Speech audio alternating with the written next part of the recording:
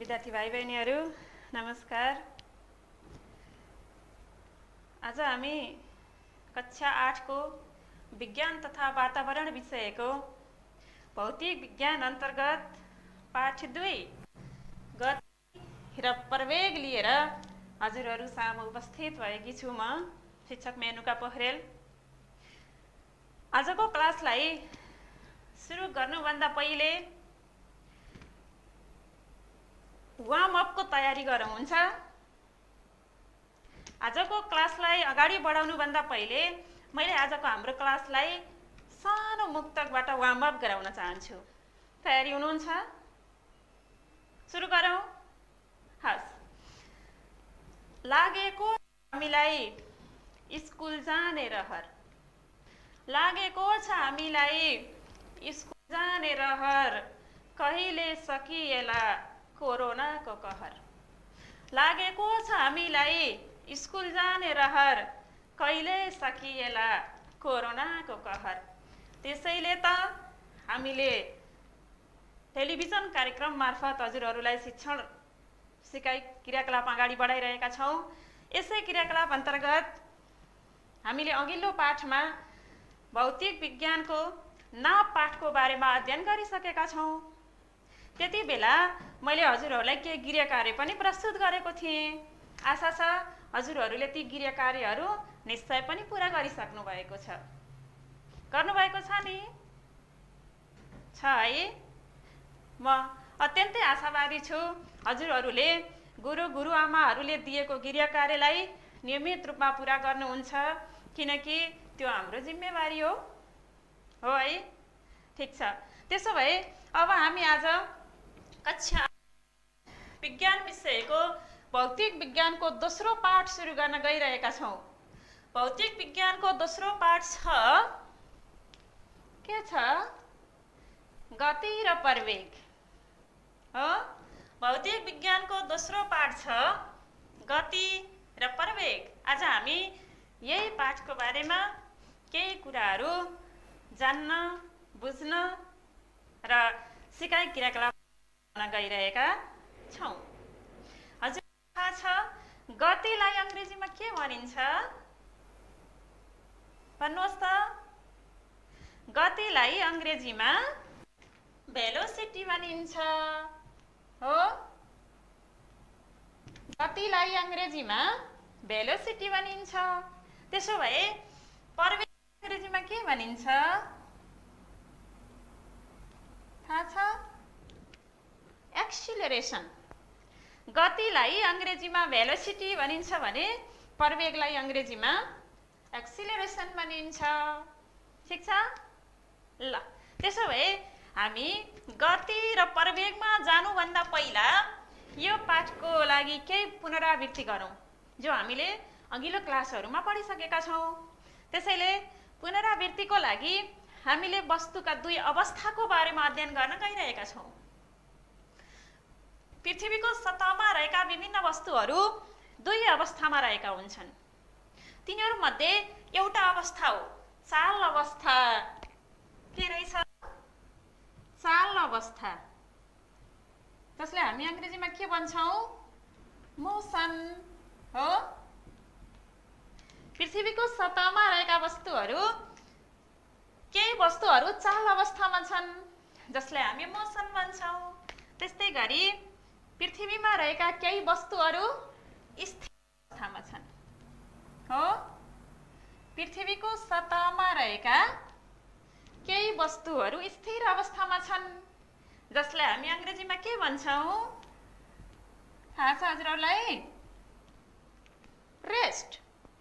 Motion and rest, these are two conditions of matter which are present in the surface of earth हो। ठिक छ। अब यी दुई अवस्थाहरूको बारेमा अध्ययन गरौँ। सुरुमा छ स्थिर अवस्था। स्थिर अवस्था अलिकति परिभाषा त नामबाटै आइसकेको छ, हो कि होइन? स्थिर भन्नुको अर्थ कुनै पनि वस्तु रोकिराखेको छ हो। कुनै पनि वस्तुले स्थान परिवर्तन गरेको छैन, तर यसरी वस्तुको अवस्था लिँदा हामीले तुलना गरेर लिन्छौँ है। वरपरका अरू वस्तुहरूको तुलनामा स्थान परिवर्तन नगरेको अवस्थालाई स्थिर अवस्था भनिन्छ। जस्तै रोकिरहेको गाडी हो, बसिरहेको मानिस, अनि त्यस्तै घर चाल अवस्थामा हुन्छ कि स्थिर अवस्थामा? स्थिर अवस्थामा। अनि त्यस्तै हामीले हाम्रो वरिपरि रुखहरू देखिरहेका छौँ, बोट बिरुवाहरू, ती बोट बिरुवाहरू कुन अवस्थामा छन्? चाल देख्नु भएको छ बोट बिरुवाहरूको? छैन, किनकि बोट बिरुवामा चाल हुँदैन। त्यसैले रुखहरू पनि के हुन्? स्थिर अवस्थाका उदाहरणहरू हुन्। त्यसैले स्थिर अवस्थालाई परिभाषित गर्दा के भन्नुपर्ने रहेछ थाहा भयो हजुरहरूलाई? वरपरका अरू वस्तु स्थान अवस्थालाई स्थिर अवस्था भनिन्छ। जस्तै बसिरहेको मानिस, रोकिरहेको गाडी, घर, भवन है, रुख, बोट बिरुवा आदि वस्तुहरू वरपरका अरू वस्तुको तुलनामा स्थान परिवर्तन गरेका हुँदैनन्। त्यसैले यी वस्तुहरूलाई स्थिर अवस्थामा रहेका वस्तुहरू भनिन्छ। हजुरहरूले आफ्नो घर वरपर विभिन्न वस्तुहरू देखिरहनु भएको छ। यी बाहेक स्थिर अवस्थाका अरू उदाहरणहरू हामी के भन्न सक्छौँ? एकैछिन अनुमान गर्नुहोस् त। स्थिर अवस्थामा रहेका वस्तुहरू अरू के हुन सक्छन्? हामीले के उदाहरणहरू दिन सक्छौँ? अनुमान गर्नुभयो? ठिक छ।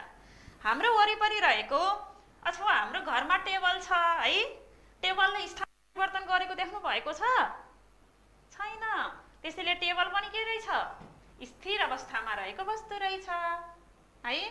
अनि त्यस्तै ती बाहेकका अरू वस्तुहरू के हुन सक्छन्? मानौ हामीले कुनै भाँडोमा पानी जम्मा गरेर राखिरहेका छौँ भने त्यो पानीले पनि त स्थान परिवर्तन गरेको हुँदैन? के हुन्छ? हुँदैन। त्यसैले भाँडोमा जम्मा गरेर राखेको पानी पनि स्थिर अवस्थाको उदाहरण हो। यसरी हजुरहरूले स्थिर अवस्थाको परिभाषा र स्थिर अवस्थामा रहेका वस्तुहरूका केही उदाहरणहरू जान्नु जरुरी छ। त्यसो भए अब लागौँ पृथ्वीको सतहमा रहेका वस्तुहरूमा अर्को कुन अवस्था रहेको हुने रहेछ? देख्नु पृथ्वीको सतहमा रहेका केही वस्तुहरू चलायमान हुन्छन्। चलायमान भन्नुको अर्थ ती वस्तुहरूले वरपरका अरू वस्तुहरूको तुलनामा परिवर्तन गरिरहेका हुन्छन् हो। केही वस्तुहरू जसले स्थान परिवर्तन गरिरहेका हुन्छन् त्यस्ता वस्तुहरूलाई चाल अवस्थामा रहेका वस्तु भनिन्छ। भने त्यो अवस्थालाई के भनिन्छ?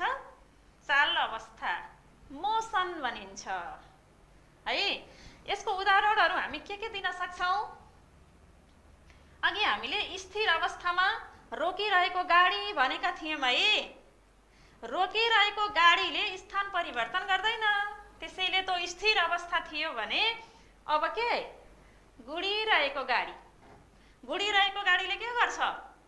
अरू वस्तुहरू जहाँको तहीँ छ है, तुलना गरिने वस्तुहरू स्थिर अवस्थामा छन् भने त्यो वस्तुले अथवा हामीले भर्खरै भनेको गाडीले अरू वस्तुहरूको तुलनामा स्थान परिवर्तन गरिरहेको हुन्छ। त्यसैले गुडिरहेको गाडी कुन अवस्थामा रहेको हुन्छ?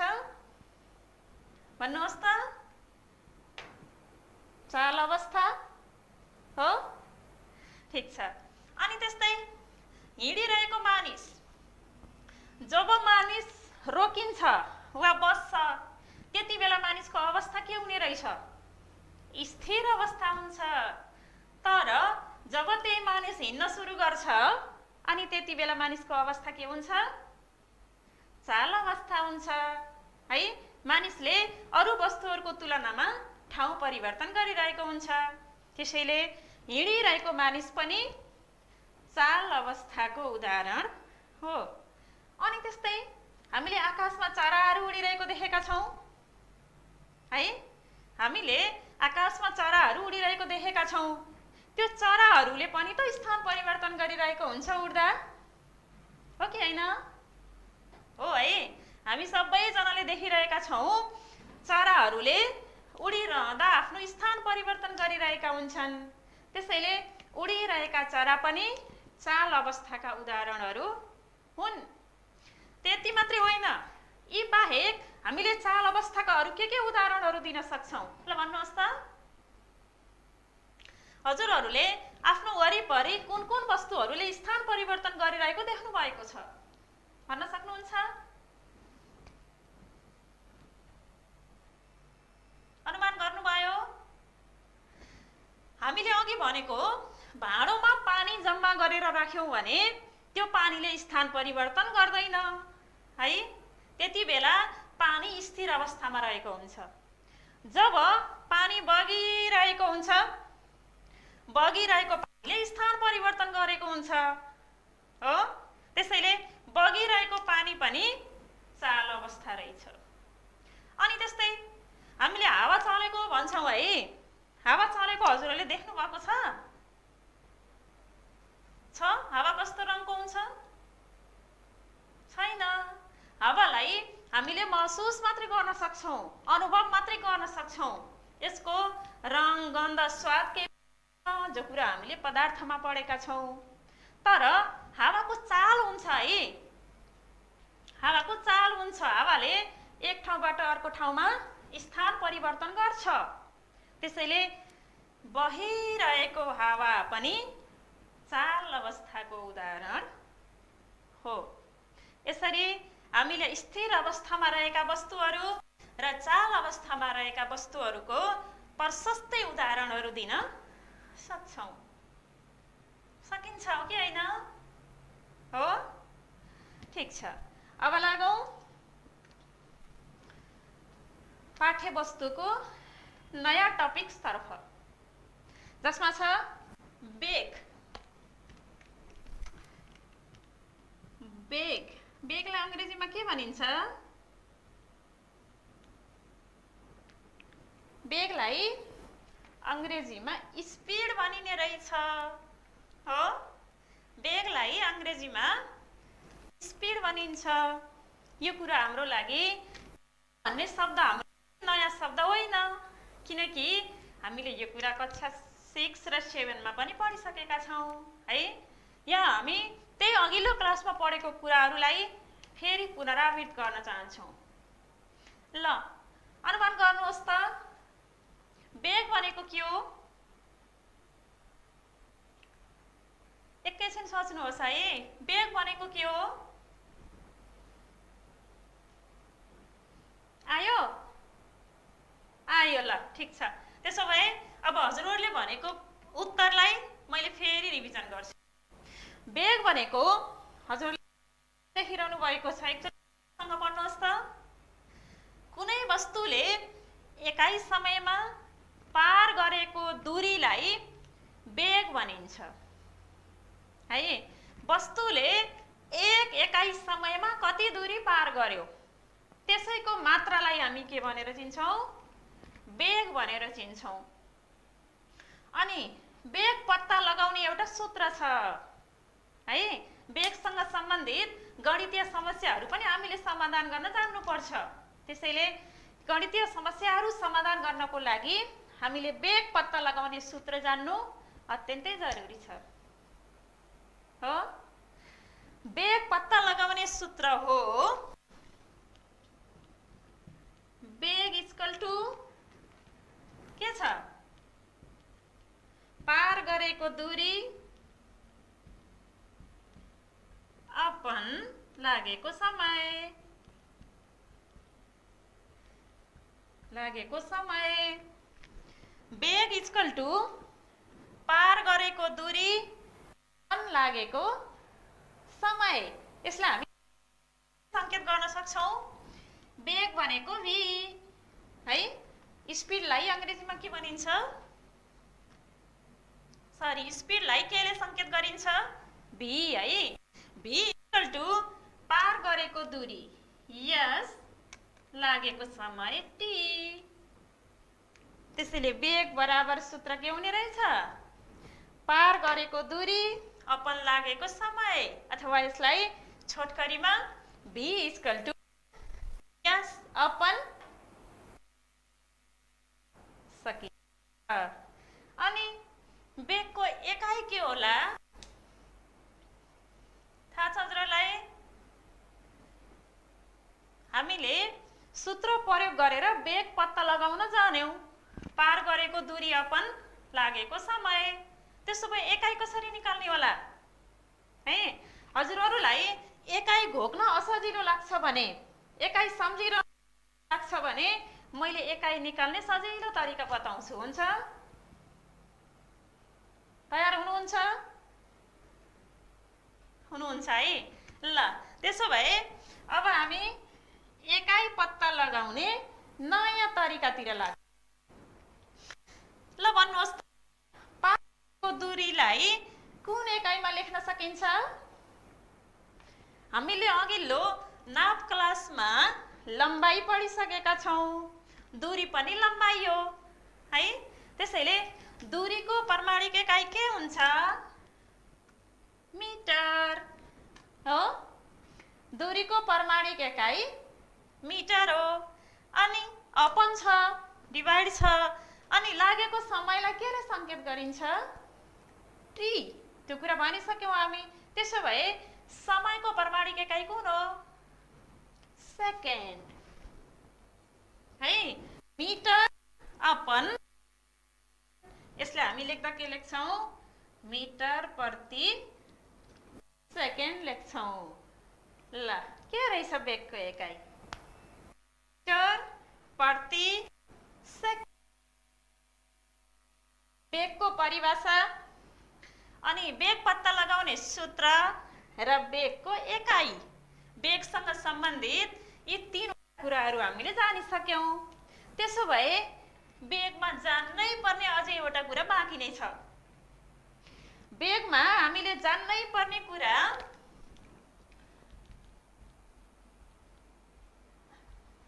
वेग कुन राशि हो है। वेग हामीले भौतिक विज्ञानमा मात्रा र दिशा पत्ता लाग्ने आधारमा परिमाणहरूलाई दुई प्रकारमा विभाजन गर्न सक्छौं। ती हुन् स्केलर र भेक्टर।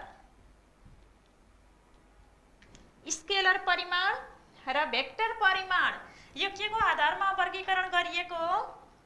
कुनै पनि भौतिक परिमाणको मात्रा र दिशा है, कति दूरी पार गर्यो अथवा कुन दिशाबाट कुन दिशातिर गइरहेको छ, त्यो पत्ता लगाउन सकिने आधारमा भौतिक परिमाणलाई स्केलर परिमाण र भेक्टर परिमाण गरी विभाजन गरिएको छ।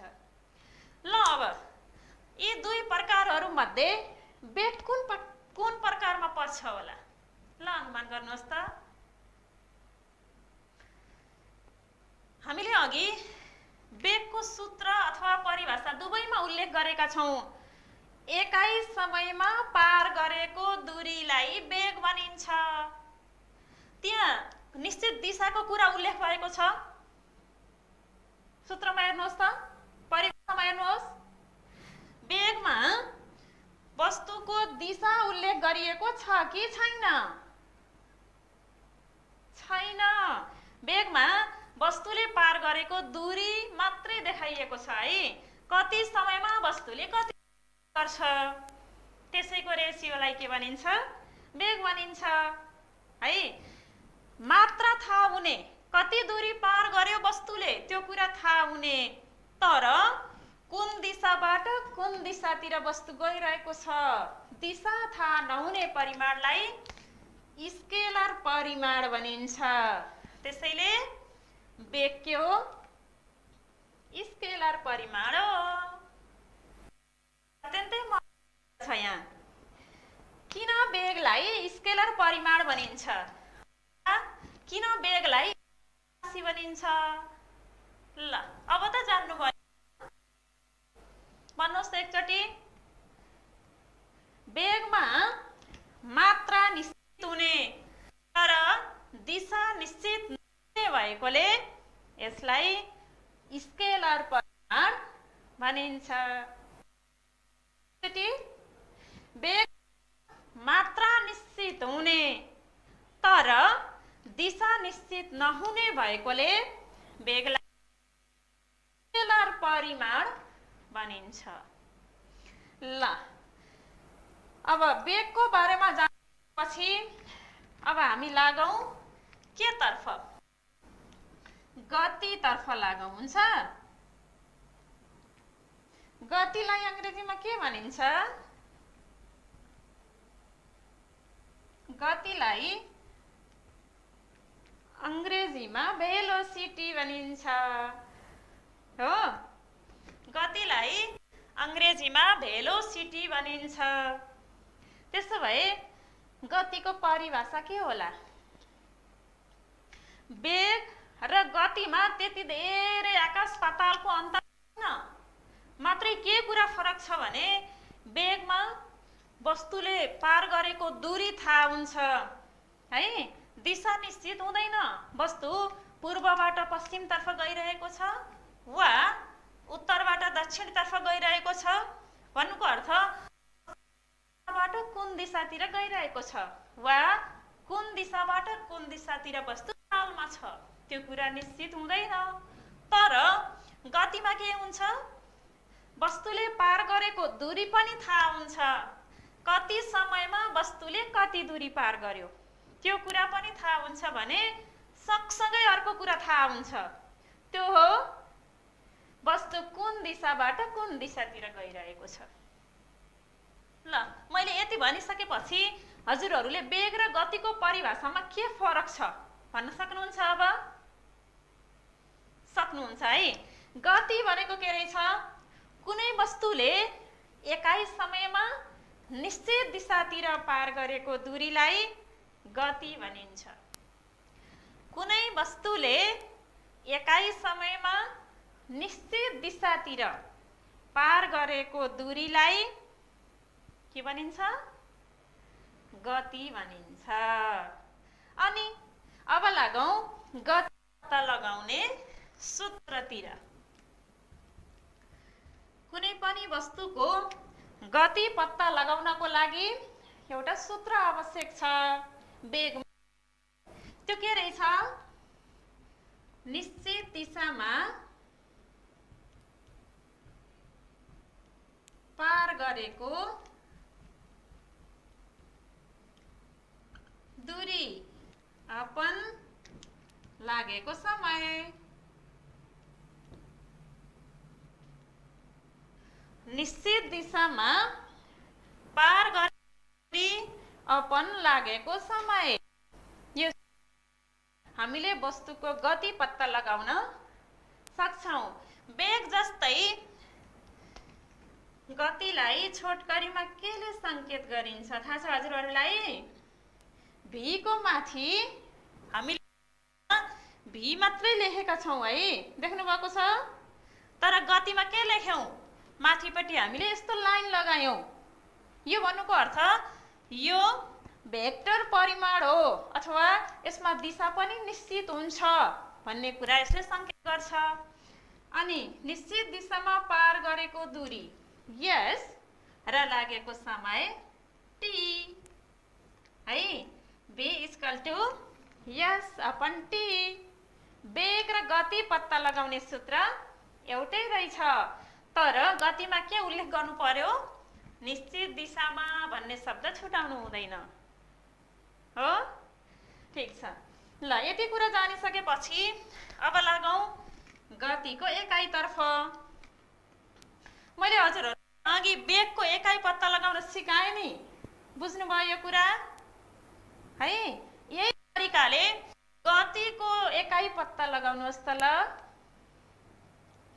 निश्चित दिशामा पार गरेको दूरी, दूरीलाई मिटर एकाइमा नापिन्छ। अपन लागेको समयलाई कुन एकाइमा नापिन्छ भनेको अघि? सेकेन्ड हो। त्यसो भए गतिको एकाइ के भयो? मिटर प्रति सेकेन्ड। वेग र गति दुवैको एकाइ समान रहेछ हो। ल अब अघि वेगमा जस्तै गतिमा पनि एउटा प्रश्न है। गति स्केलर वा भेक्टर परिमाण मध्ये कुन परिमाणमा पर्छ र किन? कारण सहित लेख्नुहोस्।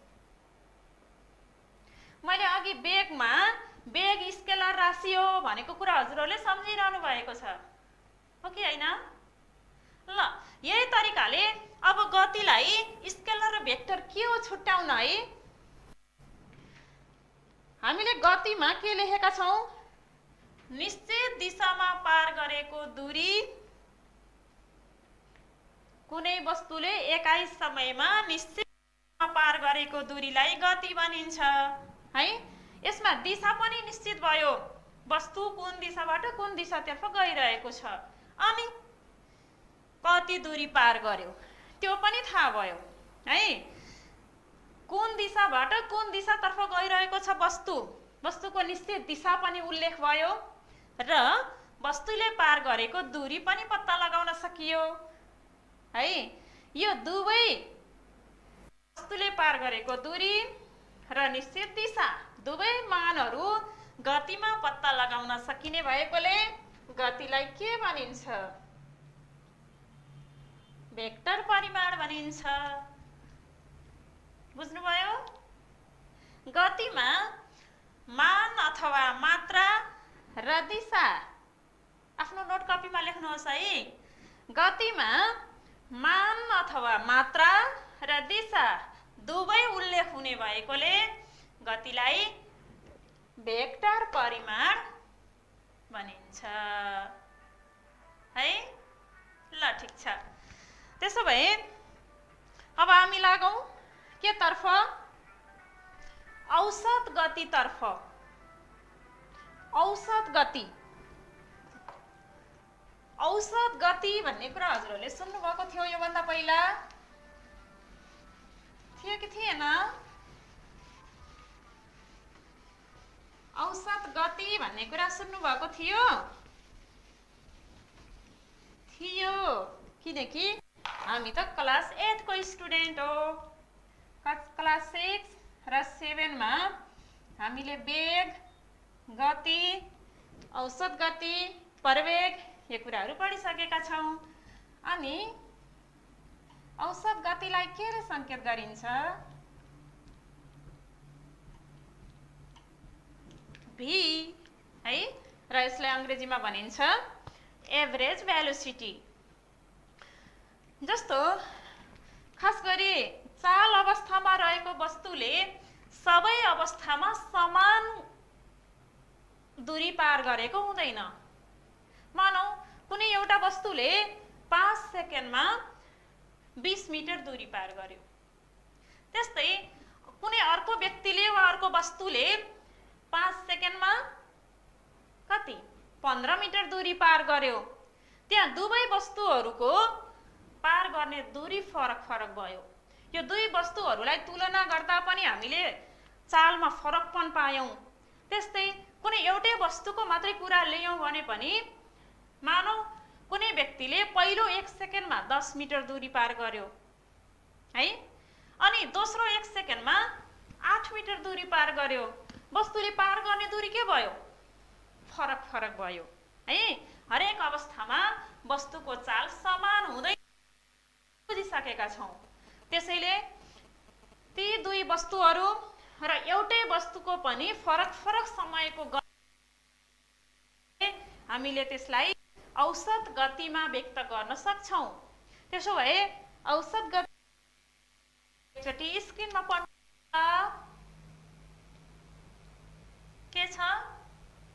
कुनै वस्तुले एकाइ समयमा निश्चित दिशातिर पार गरेको जम्मा दूरीलाई औसत गति भनिन्छ है। यसलाई हामीले सूत्रबाट कसरी लेख्न सक्छौं? ल एकचोटि यता हेर्नुहोस् त।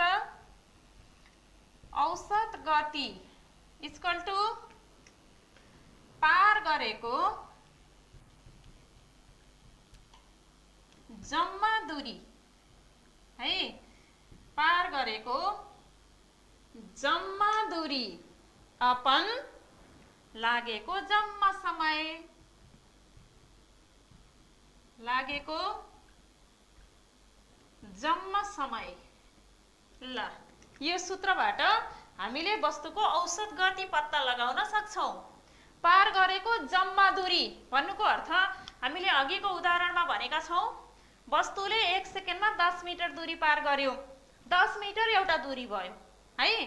अनि दोस्रो वस्तुले कति दूरी पार गर्यो भनेका छौं? 8 मिटर भनेका थियौं है अघिको उदाहरणमा।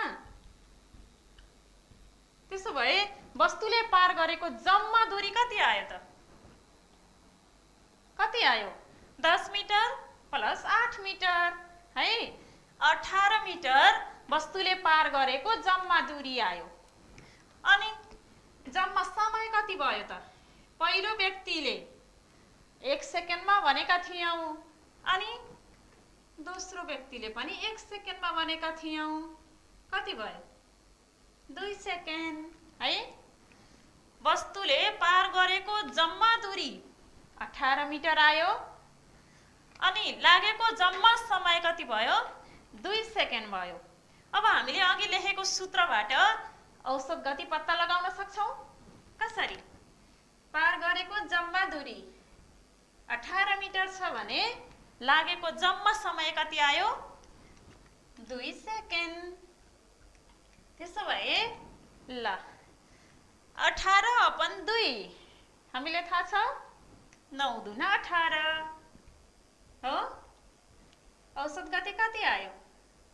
9 मिटर प्रति सेकेन्ड वस्तुको औसत गति भयो है। एउटा यो तरिकाले हामीले वस्तुको औसत गति पत्ता लगाउन सक्छौं भने औसत गति पत्ता लगाउने अर्को सूत्र पनि छ। यदि हामीलाई वस्तुको सुरुको गति र अन्तिम गति है, वस्तु सुरुको अवस्थामा गति छ र अन्तिम अवस्थामा गति कति छ, ती दुई गतिहरू हामीसँग छन् भने त्यति बेला औसत गति निकाल्ने सूत्र के हुन्छ? ल एकचोटि यता हेर्नुहोस् त। वस्तुको सुरुको गति र अन्तिम गति दिएको अवस्थामा औसत गति निकाल्नको लागि हामी यो सूत्र प्रयोग गर्न सक्छौं के v = u सुरुको गति प्लस v अन्तिम गति अपन 2। v = जहाँ v भनेको औसत गति हो = सुरुको गति प्लस अन्तिम गति अपन 2। यो सूत्र पत्ता लगाएर पनि प्रयोग गरेर पनि हामीले वस्तुको औसत गति निकाल्न सक्छौं। बुझ्नुभयो? ल त्यसो भए यही औसत गतिसँग सम्बन्धित एउटा प्रश्न र त्यसको समाधान हामीसँग छ। ल एकचोटि स्क्रिनमा हेर्नुहोस् त। प्रश्नमा के भनिएको छ? ल पहिला प्रश्न पढौं है। एउटा मानिस मोटरसाइकल चढेर 4 मिनेटमा 6 किलोमिटर टाढा रहेको आफ्नो कार्यालयमा पुग्छ भने उसको औसत गति कति होला है? 4 मिनेट हामीलाई के दियो प्रश्नमा? 4 मिनेट समय दियो। तर हामीलाई के थाहा छ? जहिले पनि हामीले गणितीय समस्याहरू समाधान गर्दा MKS वा SI सिस्टममा गर्नुपर्छ। त्यसो भए समयको SI एकाइ मिनेट त होइन नि, यो कुरा थाहा छ है। मिनेटलाई केमा रूपान्तरण गर्नु पर्यो? सेकेन्डमा। हामीलाई थाहा छ 60 सेकेन्डको 1 मिनेट हुन्छ। त्यसैले हामीले 4 मिनेटलाई सेकेन्डमा रूपान्तर गर्दा 4 × 60 गर्न सक्छौं है। त्यति गर्दा कति आयो मान? 240 सेकेन्ड जम्मा समय भयो। अनि त्यस्तै हामीले प्रश्नमा दिएको छ 6 किलोमिटर टाढा भनेको मानिसले पार गरेको जम्मा दूरी हो है। आफ्नो घरदेखि कार्यालयसम्मको जम्मा दूरी कति रहेछ? 6 किलोमिटर रहेछ। 6 किलोमिटर पनि त एमकेएस सिस्टममा छैन के छ? छैन। हामीले गणितीय समस्या समाधान गर्दा लम्बाइलाई किलोमिटरमा राखेर गर्दैनौँ। त्यसको लागि लम्बाइलाई मिटरमा रूपान्तरण गर्नुपर्छ है। त्यसो भए के गर्नु पर्यो? 6 किलोमिटरलाई मिटरमा रूपान्तरण गर्नु पर्यो। हामीलाई थाहा छ 1000 मिटरको 1 किलोमिटर हुन्छ। त्यसैले 6 किलोमिटरलाई मिटरमा रूपान्तरण गर्दा 6 इन्टु 1000 गर्न सकिने रहेछ, अथवा 6 इन्टु 1000 गर्नु आवश्यक छ। त्यसो गर्दा पार गरेको जम्मा दूरी कति आयो? 6000 मिटर। अनि अब औसत गति निकाल्नको लागि हामीले अघि भनेका छौँ नि त एउटा सूत्र, के? औसत गति बराबर पार गरेको जम्मा दूरी अपन लागेको जम्मा समय हो। त्यही गरिएको छ यहाँ पनि समाधानमा है। पार गरेको जम्मा दूरी s अपन लागेको जम्मा समय t। अनि पार गरेको जम्मा दूरी आयो कति? 6000 मिटर अपन लागेको जम्मा समय कति रहेछ? 240 सेकेन्ड।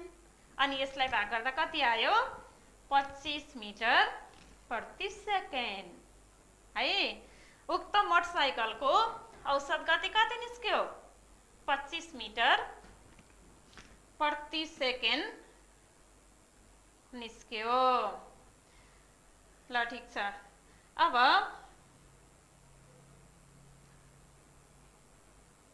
अब हामी आजको गृह कार्यतर्फ लाग्छौँ है। आजको गृह कार्यतर्फ।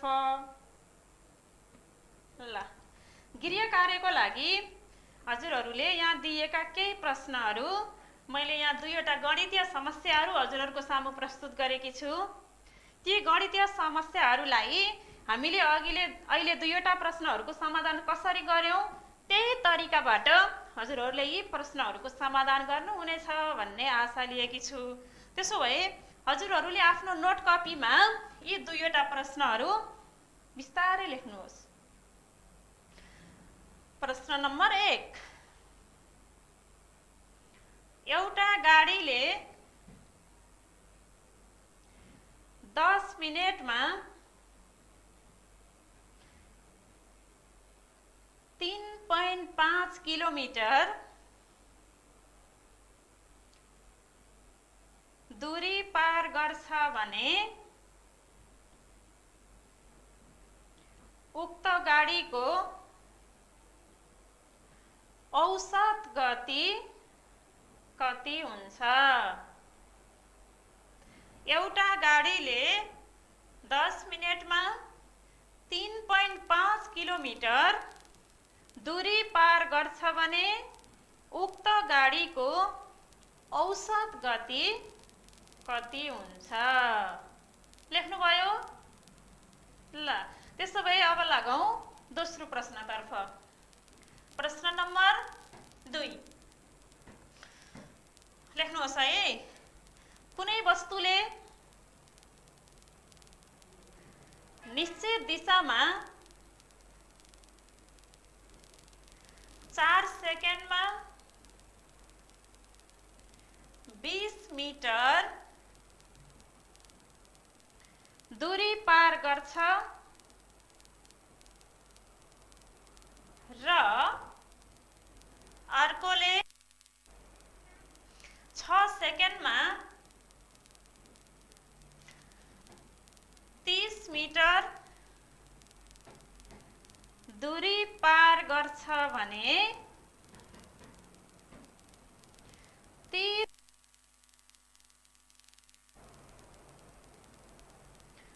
दुई वस्तुहरूको औसत गति कति हुन्छ? लेख्नुभयो?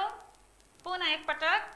कुनै वस्तुले निश्चित दिशामा 4 सेकेन्डमा 20 मिटर दूरी पार गर्छ र अर्कोले 6 सेकेन्डमा 30 मिटर दूरी पार गर्छ भने ती दुई वस्तुहरूको औसत गति कति हुन्छ?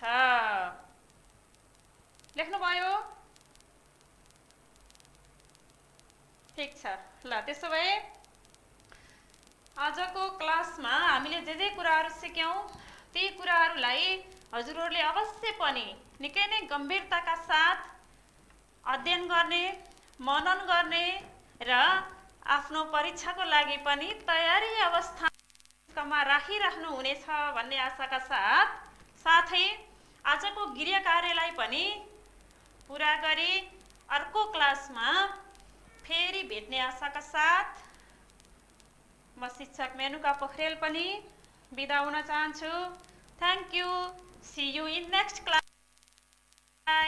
नमस्ते।